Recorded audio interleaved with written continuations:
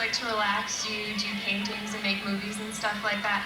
What kind of things do you like to paint, and will we ever see any of them?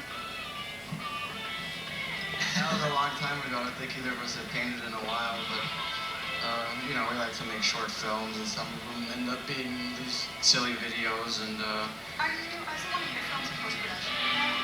Is that also? Can you tell us about it?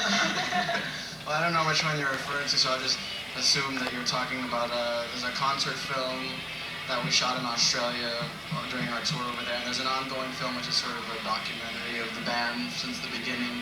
But you know, that probably won't be done until we're not a band anymore. So, but I have to keep editing it along the way. If not, there'll be too much footage to keep track of.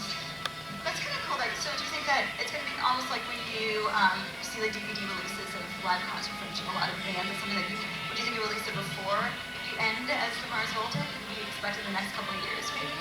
Yeah, the DVD, the concert film will hopefully be out by the end of this year. But just in regards to sort of the whole history of the band, you know, we're still creating our history right now, so that'll be ongoing.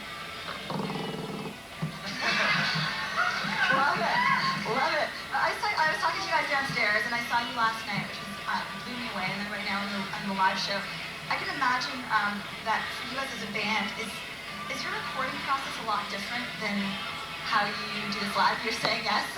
How is it different? It's completely backwards. Most bands, you know, rehearse their material and they go into the studio and it's a means to an end, and they just do their job and they get out. And with the way I have the band recording, it's recorded out of sequence, much in like the way you would make a film, and it's recorded one person at a time usually. And the musicians don't know the context of their part, and they're only given their part. I teach them their parts, you know, about five minutes before they have to record it. So, you know, they're put on the spot inside the studio. Do you do it from beginning to end, or do you maybe do like the middle and then? No, it's all out of sequence. So sometimes we're just doing middle parts of one song and another, and song number 11 and song number 4. Sometimes we're just doing the mellow parts of each song on that day. Sometimes we're just doing just a transition. It's all pieces, you know, and so the musicians have no idea of the context of their part or what exactly, you know, they hear the album once it's mixed, and then they relearn their parts, and then we do what we do live. That's interesting. And how about the lyrics? How does the lyrics work? You know, a lot of bands will write lyrics and then attach music that goes with it. Do you do it that way, or do you do it the other way around? The music's always first, and then Cedric, you know, I get a concise version of what's going on for him, and then he puts everything on top. Cool. We have another question for you, right behind you. I can't see what color my cut. Yellow, right? I was just wondering, if you're writing a song with a specific concept, how much room is there left for individual interpretation? Well, lots of room. It's always better to have individual interpretation. I don't know what I'm saying, so you probably have a better version than I do.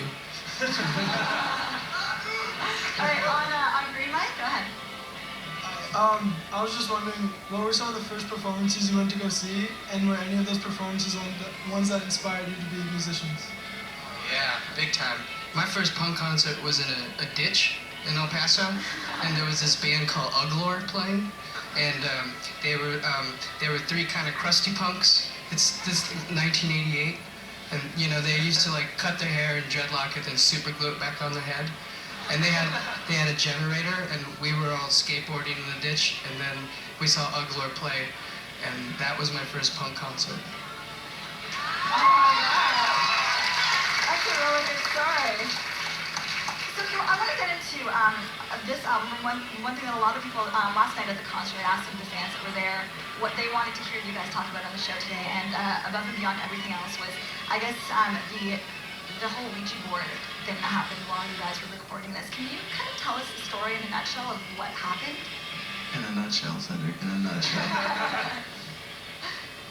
I think most of our albums have been about gifts, and this time, you know, after Amputecture, Omar went and he took a trip to Jerusalem, and, you know, he got singled out by this guy who owned the shop that was outside of this flea market area, and you know, it had things like taxidermy, candle holders, you know, like talon feet with candles on them, and then he found this really antique talking board, and he knew I would like it, and I just started playing it a bunch, and it wrote better lyrics than I did. So I wrote everything down that it said, and then. Now, do you guys do you believe heavily in spirits and stuff? Is it something? Did you take it for what it was? Yeah, because I mean, ghosts and spirits are just essentially unfinished business, and when it's unfinished business, they usually look to you to kind of like crack the mystery of why they died, really.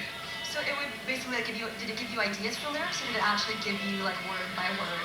It gave us word by word, and also when we played it, we kind of uncovered this poetry attached to it, and we hired these people to interpretate it because some of it was Aramaic, some of it was Hebrew, some of it was Latin, and one guy bailed out. He didn't want to have anything to do with it, and but he didn't know where we got it from, and then the girl in Brooklyn, she dove in head first, gave it all back to us, and we just stuck it back in there. This is kind of something, I mean, it would obviously worked for the good for you, but were you ever scared that this might have been ill, like, it might have been a bad spirit, it might have come back and caused harm?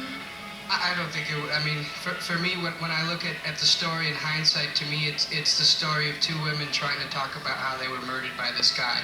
And it talks about deeper than that. Like, the Ouija board is this bait for a story, right. and I think these two female spirits used this because it's the story of an honor killing, which is common in Muslim society, where, if adultery happens in the family system, or if rape happens, the thing with extreme Muslims is to, bury it under the carpet and preserve the family name and kill them. I've never heard that before. That's it's a big phenomenon. It happens in New York. It happens all over the Middle East. And it kind of represents the way I think women are treated in most organized religions in general. So the board was just a way of attracting us because it knew that we would have the guts to actually talk about the story. So they kind of used you as a medium to get the message out. Yeah. Do you? I know we have to wrap. The last question that I want to ask you is you just tell this really the story of this kind of really scary, dark thing that happened. Yet the emotion and on this album is so positive. How did that happen? Like, how did you decide to make it a very just to fight fire with fire? When we have the vinyl version, when you open it up, there'll be a talking board there too. So it's as if we're springing traps everywhere. So whenever someone buys it and wants to play the record or play the game, it'll kind of redirect the spirit to go here, to go there, And it's mainly the male spirit that you have the most bad luck with because he's trying to control them, and it's the female spirits who are trying to get a second chance at living. You gotta watch out for those men, right? Thank you guys so much for coming here. It was awesome to have you. Delight to hear the story behind the album, and you guys want to stick around because that's not it. We got more of the Mars Volta for you later on in the show. Thank you so much, guys.